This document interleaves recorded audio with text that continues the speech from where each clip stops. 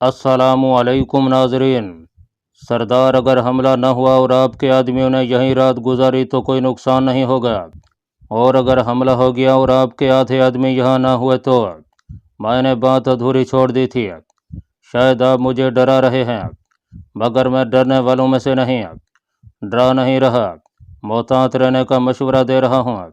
और एहतियात करना समझदारी होती है, ना कि बुज़दिली। अगर बिलफर्ज उन्होंने हमले की बाबत सोचा भी तो जो ही वो मुखाबरे पर हमले का हुक्म देगा, उनकी आमद से पहले मैंने अपने घरों में जाने वाले आदमियों को वापस बुलाया होगा। मैंने कहा, ऐसे हमलों में राजदारी बरती जाती है सरदार। ये बात वो भी अच्छी तरह जानते हैं कि हमारे पास उनकी बातें सुनने के लिए ही काम सेट मौजूद है, बिल्कुल इस तरह जैसे उनके पास हमारा किनोट सेट मौजूद होगा। सरदार, ऐसा है कि आप मेहमानों के साथ घर तशरीफ़ ले जाएं। आज मैं यहीं पर हूँ और आपकी गैर मौजूदगी में मेरा ही हुक्म चलेगा। काबिल खान ने उसे मखमसे में पड़ते देखकर मशवरा दिया। नहीं, आप जाएं, मैं सब संभाल लूँगा, और फिक्र न करो, मैं किसी को आराम करने के लिए नहीं भेज रहा। मुझे आप पर बिल्कुल भी एतबार नहीं है, और यूँ भी गुज़श्ता रात मैंने घर में गुजारी थी, आज आपका नंबर पड़ रहा है। काबिल खान यकीनन उससे काफ़ी बेतकल्लुफ़ था। इस मरतबा खुशहाल खान ने मज़ीद बेस से गुरेज करते हुए कदम हमारे साथ बढ़ा दिए। अपने हथियार हमने उठा लिए थे। मैंने बेरट को भी वहाँ छोड़ना गवारा नहीं किया था। खुशहाल खान के साथ गपें करते हुए हम नीचे उतरने लगे। घंटा भर में हम बैठक में पहुँच गए थे। बैठक का दरवाज़ा हमारे लिए खोलकर उसने पूछा, अगर किसी चीज़ की ज़रूरत हो तो बताओ। हमारे नफ़ी में सर हिलाने पर वो वापस मुड़ गया। कमरे में दाखिल होते ही मैंने सबसे पहले बेरट को थैले से बाहर निकाला और उसकी बैरल और चाल वाले पुर्जे साफ करने लगा। अगर फायर करने के बाद हथियार को बर वक्त साफ ना किया जाए तो हथियार की कारकर्दगी में फ़र्क आ सकता है, और अगर मुसलसल ही हथियार की सफाई को नज़रअंदाज कर दिया जाए तो हथियार फायर करने के काबिल ही नहीं रहता। और स्नाइपर हजरात तो हथियार की सफाई के बारे सख्त किस्म के वामी होते हैं। अपना हथियार वो अपने हाथों से साफ करना पसंद करते हैं। उस्ताद मोहतरम रहो तसव्वुर साहब तो अगर किसी के हथियार को दूसरे आदमी को साफ करते देख लेते तो साहिब हथियार की कमबख्ती आ जाती है। नसीहतों और तंज भरे वाज के साथ उसे जिस्मानी सज़ा भी करना पड़ती है। 2-3 स्नाइपरों का ये अंजाम देखने के बाद राव साहब की गैर मौजूदगी में भी हमें यह जुर्रत नहीं होती थी कि अपनी राइफल की सफाई किसी और के ज़िम्मे लगाएं। राव तसव्वुर साहब तो राइफल को हमारी शरीक हयात और इज़्ज़त कहा करते थे, और उनकी नसीहत भरी बातों के बाद अमली ज़िंदगी में बाकायदा कदम रखने के बाद ये चीज़ हमारी आदत सानिया बन गई थी। मुझे राइफल की सफाई करते देखकर पलवशा ने मेरा हाथ बटाना चाहा, और मैंने उसे प्यार से मना कर दिया। अब यह अलहदा बात है कि इस किस्म की बातों को वो खातिर में नहीं लाया करती थी। मैंने ज़्यादा दौर इसलिए भी नहीं दिया कि उस्ताद मोहतरम के कॉल के मुताबिक बेरट M107 उसकी शौकन ही तो थी, और अगर वो अपनी शौकन की खिदमत कर रही थी तो मेरा मना करना जचता नहीं था। मैंने इरादा कर लिया था कि दोबारा उस्ताद मोहतरम रहो तसव्वुर साहब से मुलाकात होने पर उनसे ये सवाल ज़रूर पूछूंगा कि आया हमारी राइफल की सफाई हमारी असल शरीक हयात कर सकती है या नहीं। राइफल की सफाई के बाद पलवशाह ने मुख्तलिफ पुर्जों को जोड़ना सीखा, और फिर हम सोने के लिए लेट गए। छत पर बारिश की बूंदों के मुसलसल गिरने पर एक खूबसूरत साज बज रहा था। मीठी नोक झोंक में पता ही न चला कि किस वक्त पलवशाह की आंखें बंद हो गईं। दिन को अच्छी खासी नींद लेने के बावजूद मैं भी गहरी नींद में डूब गया। हम दोनों की आंख फायरिंग की पुरशोर आवाज़ से खुली थी। एक साथ सैकड़ों कलाशनकोफें गरज रही थीं। छत पर होने वाली टिप टिप अभी तक मौसम के ख़राब होने का ऐलान कर रही थी। यकीनन जहादात के आदमियों ने हमला कर दिया था। पलवशाह नींद से बोझल आवाज़ में बोली, राजू, आपका अंदाज़ा दुरुस्त निकला। लगता है जहादात खान के आदमियों ने मौसम का फ़ायदा उठाकर हमला कर दिया है। 2+2=4 की तरह उसका हमला करना बनता था। क्या ख्याल है, चलें? अगर अपने आदमियों की गोली से मरने का इतना ही शौक़ है तो चले जाते हैं। क्या मतलब है? उसने हैरानी से पूछा। मतलब ये कि खुशहाल खान के आदमियों को बाहर से आने वाला हर आदमी जहादात खान का आदमी ही लगेगा। कहे तो सही रहे हैं। उसने मेरी हाँ में हाँ मिलाई। اور ہم بستروں میں لیٹے مسلسل ہوتی فائرنگ سنتے رہے۔ میں دعا کرتا رہا کہ خوشحال خان کے آدمی سستی اور غفلت کا شکار نہ ہوئے ہوں۔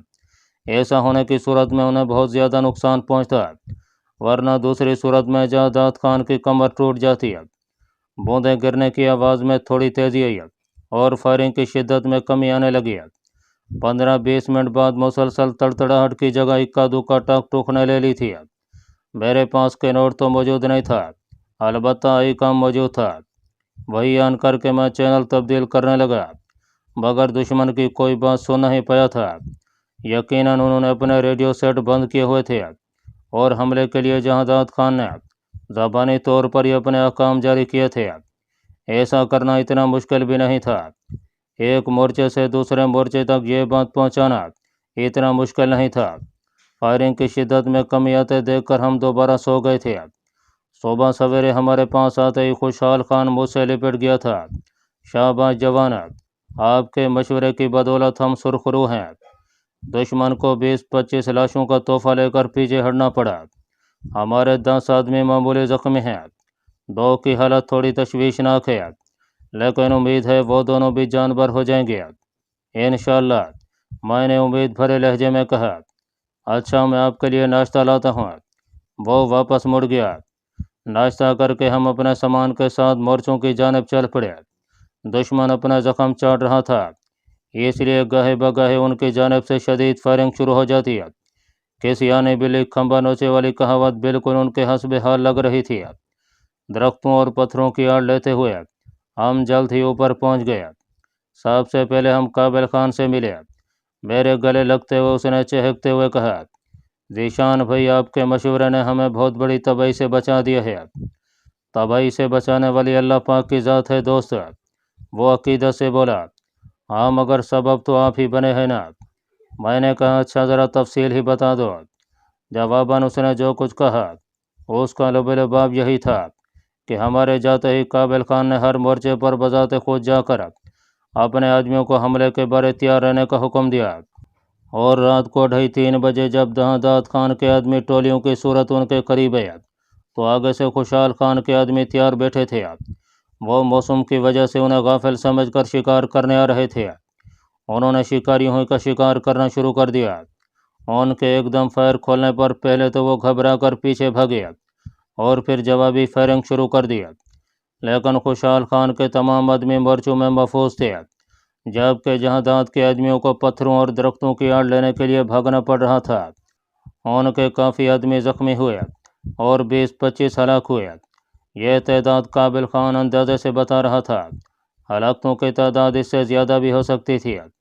اپنے آدمیوں کی لاشیں بھی وہ پیچھے نہیں لے جا پائے تھے۔ اس تفصیل کے ساتھ اس نے مجھے یہ خوشخبری بھی سنا دی تھی کہ ان کا ایک آدمی وانا سے بیراٹم 107 کی 100 گولیاں خرید کر لے آیا تھا۔ اسلحہ فروش کے پاس بس اتنی ہی گولیاں دستیاب تھیں۔ بیراٹم 107 کی گولیاں کافی مہنگی تھیں، لیکن اس بارے کابل خان نے کچھ کہنے کی ضرورت محسوس نہیں کی تھی۔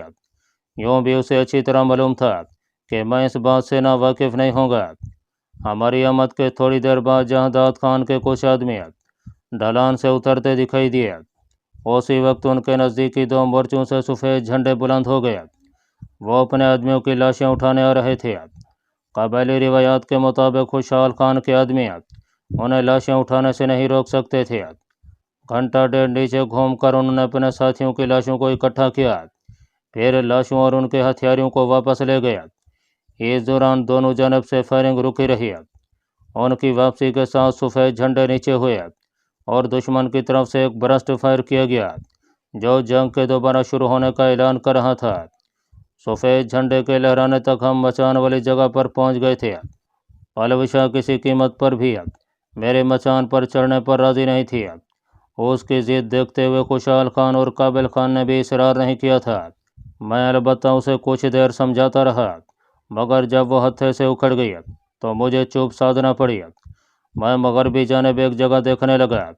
وہاں سے جہادات خان کے مورچے کا فاصلہ ناپنے پر تقریباً 2300 میٹر نظر آیا، گویا بیراٹم 107 کی کارگر رینج سے بھی کافی زیادہ تھا۔ یہاں ناظرین کی معلومات کے لیے ایک بات بتاتا جاؤں کہ سنیپر رائفل سے فائر کرنا کسی سائنس سے کم نہیں ہے۔ जब भी कोई स्नाइपर नीचे से बुलंदी की तरफ या बुलंद मकाम से नीचे की तरफ फायर करता है तो वो हदफ की बराह रास्त पढ़ी जाने वाली रेंज नहीं लगाता, बल्कि उफ़क़ी रेंज लगाता है। इस मकसद के लिए उसे हदफ चाहे वो नीचे हो या ऊपर, उसका जाविया दरकार होता है। स्नाइपर से हदफ की बुलंदी या गहराई का कितना जाविया बन रहा है और फिर उस जाविये और फासले को एक मखसूस तनासुब से जमा तफरीक करने से मतलूबा रेंज मालूम होती है। इस वक्त हदफ का फासला 2300 मीटर था, जबकि हदफ हमसे करीबन 35 डिग्री बुलंदी पर था। फार्मूले के मुताबिक वहाँ मुझे 1875 मीटर रेंज लगाना चाहिए था। दरख्त पर बनी मचान पर यह फासला 1850 मीटर तक हो जाता, लेकिन वहाँ मुझे पलुशा नहीं जाने दे रही थी। मजबूरन वहीं से फायर करना पड़ रहा था। कामयाबी की उम्मीद कम ही थी, लेकिन दुनिया उम्मीद पर कायम थी। जहाँ दाऊद खान अभी तक वहाँ पर दिखाई नहीं दे रहा था, लेकिन उम्मीद थी कि जल्द ही वो मैदान जंग का जायजा लेने के लिए वहाँ मौजूद होता।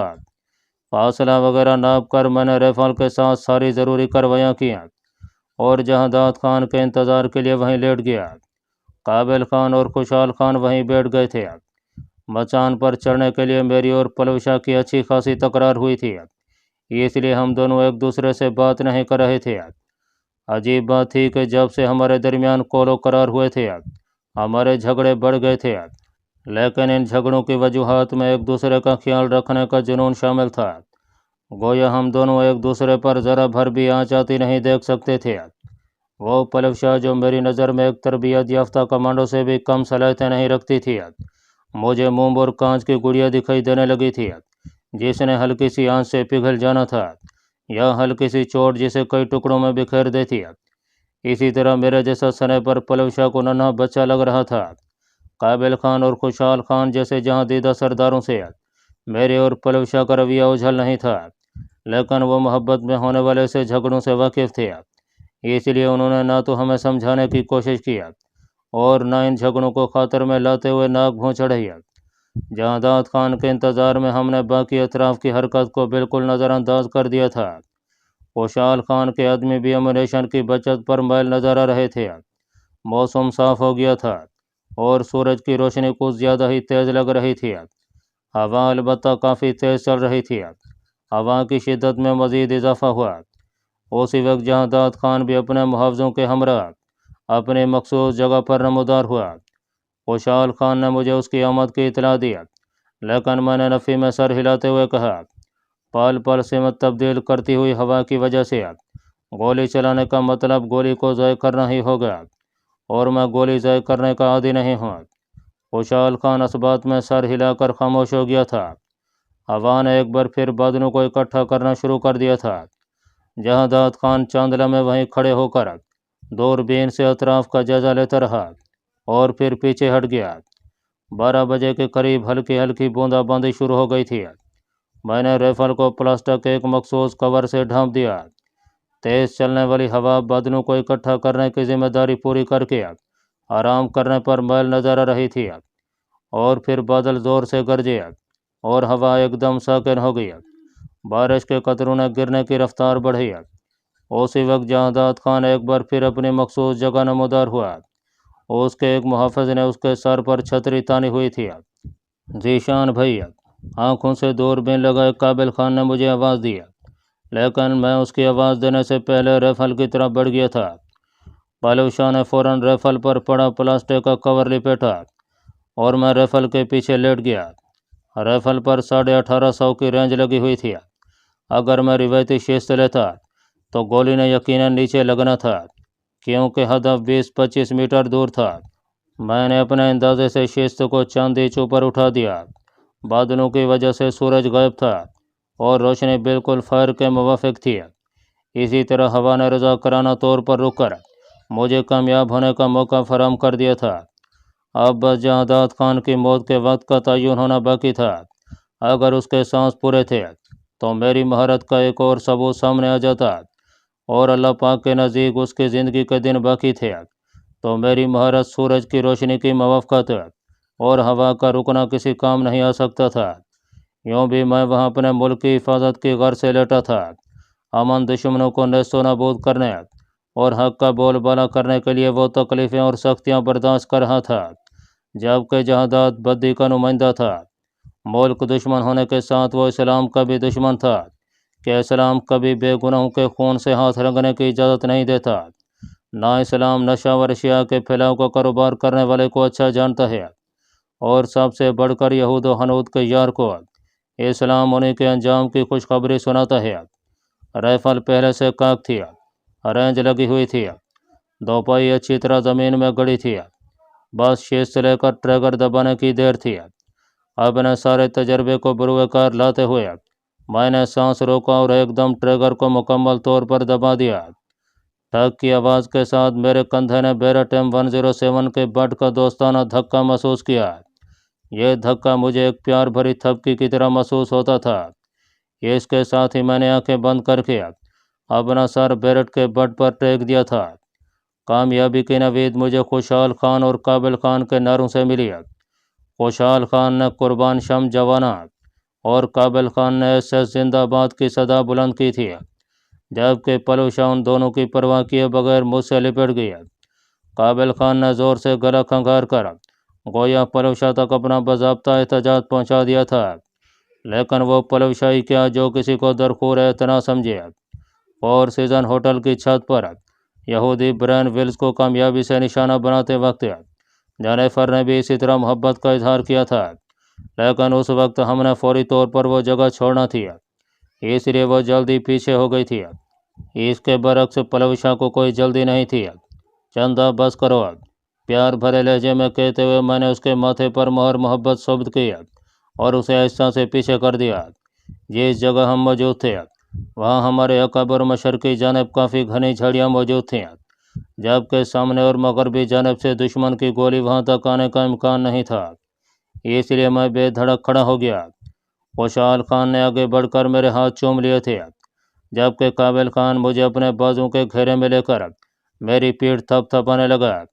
अचानक कई काम से दुश्मन के किसी कमांडर की चीखती हुई आवाज़ बरामद हुई। वो तमाम लोगों जहादात खान की हलाकत की खबर सुनाने के साथ हमले के लिए तैयार होने का हुक्म दे रहा था। उसकी बात सुनते ही खुशहाल खान फ़ौरन अपने आदमियों को चौकन्ना करने लगा। तमाम लोग सुन लें, जहादात खान को हमने कत्ल कर दिया है और अब दुश्मन हमला करने आ रहा है। याद रखना आज मौका है। दुश्मन की तादाद खातर खा कमी करके उसकी अददी बर्तरी के गरूर को ख़त्म कर दो। वक्फे वक्फे से हम तैयार हैं की आवाज़ें सेट से उभरने लगी थीं। बारिश तेज़ हो गई थी। पलूशा बेरट को खोलकर उसके वाटर प्रूफ थैले में मुंतकिल कर चुकी थी। हमारा बाकी सामान यूं भी खुशहाल खान के मोर्चे में पड़ा था। हम दरख्तों की आड़ लेते उस मोर्चे की तरफ बढ़ गए। पलूशा ने राइफल के थैले को उठाना चाहा, मगर मैंने ज़बरदस्ती उससे ले लिया था। मर्द की मौजूदगी में औरत का सामान उठाना वज़ीरिस्तान की सखावत हो सकती थी, हमारी नहीं। वो भी झगड़ा किए बगैर अपने कलाशन को संभाल कर मेरे आगे चल पड़ी। खुशहाल खान और काबिल खान उससे भी आगे थे। उसी वक्त बारिश में मज़ीद तेज़ी आई। मूसलाधार बारिश ने हमें 1 मिनट में भगो दिया था। अपनी कलाशन को मैंने उल्टी करके अपने कंधे से लटका ली थी। मौसम की मुनासबत से तमाम ने अपने हथियारों के लिए मजबूत प्लास्टिक के कवर साथ रखे हुए थे। मैंने फ़ौरन अपने गले से लिपटी हल्की चादर उतार कर पलूशा को उड़ा दिया।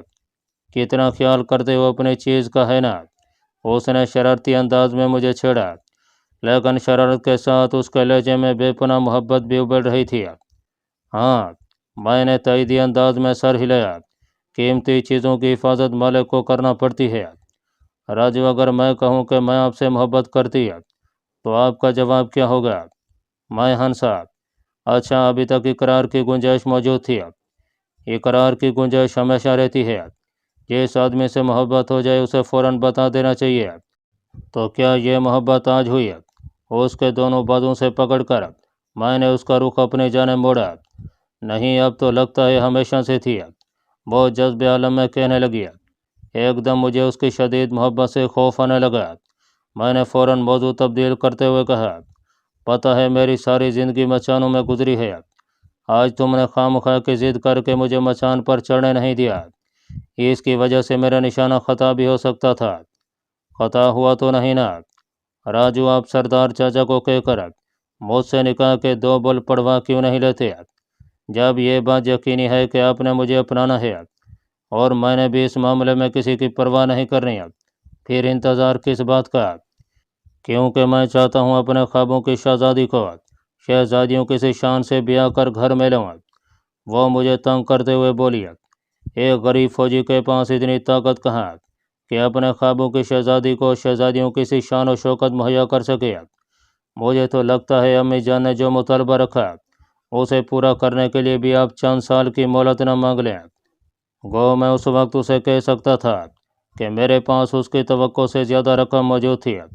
50 लाख के बकदर रकम तो मुझे अमेरिका में स्नाइपर कोर्स में पहली पोजीशन हासिल करने पर इनाम में मिली थी, और इसके अलावा मेरी अपनी तमाम तनख्वाह भी मेरे अकाउंट में जाती थी। घर का खर्च तो हमारी आबाई ज़मीन जो अबू जान ने ठेके पर दे रखी थी उसी से पूरा हो जाता था। घर में खाने वाले सिर्फ 2 ही तो अफराद थे, पहले महीन और अबू जान थे, अब फूफो जान और अबू जान। लेकिन ये तफसील दोहराने की बजाय मैं बोला, अगर ऐसी बात थी तो किसी दौलत वाले से मोहब्बत करना थी ना, एक गरीब फौजी के पीछे क्यों पड़ गई हो? बस क्या करूं यार, जब अमीर न मिले तो गरीब पर इक्तफा करना पड़ता है। पलव शाह, तुम ये सब मजाक में कह रही हो, मगर मुझे बिल्कुल भी अच्छा नहीं लग रहा। ये न हो मुझसे 2-3 थप्पड़ खा बैठो। मुझसे थोड़ा सा फासला पैदा करते हुए उसने कहा लगाया, मजाक तो खैर नहीं है। अच्छा ठहरो, बताता हूँ। मैं जरहाना अंदाज में उसकी जानिब बढ़ा और वो खिलखिलाते हुए भाग पड़ी। अचानक फायरिंग के तेज शोर में बारिश की टिप टिप दब गई। मुझे याद आया कि दुश्मन के कमांडर ने हमले का इंदिया दे दिया था, और पलविशा से बातें करते हुए ये बात मेरे जहन से निकल गई थी। लेकिन मुझे महसूस हो रहा था कि फायरिंग दूर ही दूर से हो रही थी, शायद वो अभी तक हमले के लिए आगे नहीं बढ़े थे। 12.7 mm गन का गरजना सबसे वाज़ेह था। पलविशा, इधर आ जाओ। मैंने घबरा कर उसे आवाज़ दी। इस तरह पुरशोर और धड़ धड़ फायरिंग में कोई भूली भटकी गोली उसका मिजाज भी पूछ सकती थी। मेरी घबराहट भरी चीख सुनते ही वो रुकी और भागकर मेरे पास वापस आ गई। इतने परेशान क्यों हो जाते हैं आप? करीब आते उसने मेरा हाथ पकड़ते हुए नरमी से डांटा। मैं फिक्रमंदी से बोला, गोलियां चलने की आवाज़ पहुंच रही है तुम्हारे कानों तक? हाँ, लेकिन उनमें मेरे राजू जैसा कोई भी नहीं कि मुझे डरने की ज़रूरत पड़े। बेवकूफ़, इन मूसलाधार चलने वाली गोलियों में कोई गोली भी गलती से लग सकती है।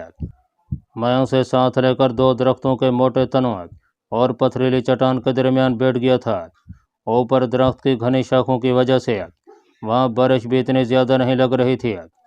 मुझे अगर गोली लगेगी तो उन दुआओं का क्या होगा जो मेरा राजू हर वक्त मेरे लिए मांगता रहता है? मेरे साथ जुड़कर बैठते हुए उसने एतमाद भरे लहजे में कहा। मैं उसे कोई जवाब दिए बगैर उसका हाथ पकड़कर उसे महसूस करता रहा। सख्त बारिश के साथ शदीद फायरिंग भी हो रही थी। मेरी तरह खुशहाल खान के आदमी भी जानते थे कि दुश्मन खिसियानी बिल्ली की तरह खंभा नोच रहा है।